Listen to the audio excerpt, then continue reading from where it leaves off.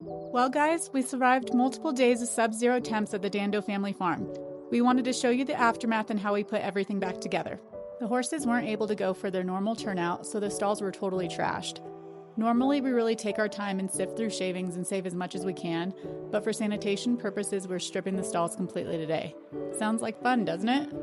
Since we're totally stripping stalls, we just needed to use our shovels today instead of our forks. Always remember to lift with your legs, as the shavings will be much heavier because of how wet they are.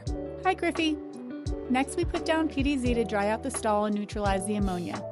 We like to use granulated PDZ as opposed to the powdered kind because it doesn't leave residue on the mats and helps keep our stall mats cleaner. On a normal day, we make one trip to the manure pile, but today we made too many to count. We love riding in the gator together as a family, and it gives us the opportunity to keep eyes on our horses constantly throughout the day. We'll introduce you to the herd in another video. It's nice to have the manure pile so far from the barn to keep the smell and flies away, but it's tough for the pickup company to get to it when it's snowy like it is now. Just something to keep in mind if you're thinking about having a farm. After we brush out the gator bed and finish stripping stalls, we get ready to load up the shavings.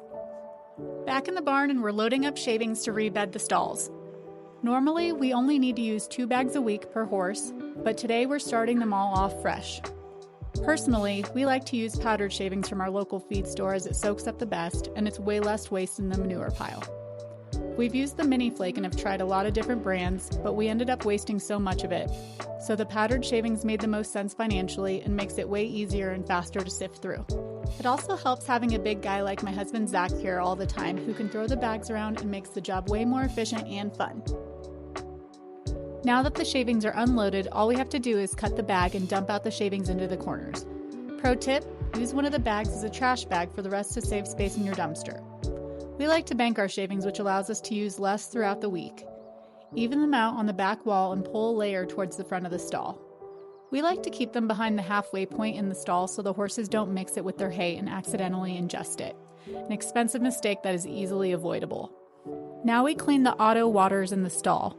All of our stalls and pastures on property are fitted with Nelson Auto waterers with heaters so they don't freeze in the winter.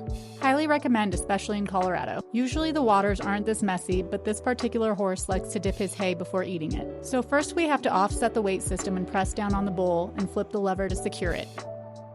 Once you flip the lever, you can grab the bowl and dump it into your muck bucket. Today we're using the shop vac to get all the excess hay out of the unit.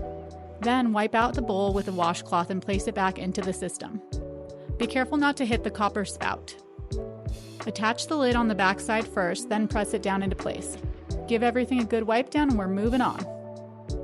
Now that stalls are prepped, Zeke goes to each stall and drops hay for dinner. Each of our horses gets 2 flakes that weigh out to be 8 pounds total. We just recently switched to a compressed hay mix from Walden. With normal bales, we lose a lot in transition, so this saves us a lot of hay. Our horses seem to really love it and we do too. The flakes are much easier to work with. Thanks for all you do around the farm, Zeke. We love you. Now that stalls are done, stick around for part 2 where we finish putting the rest of the barn back together. Thanks for watching.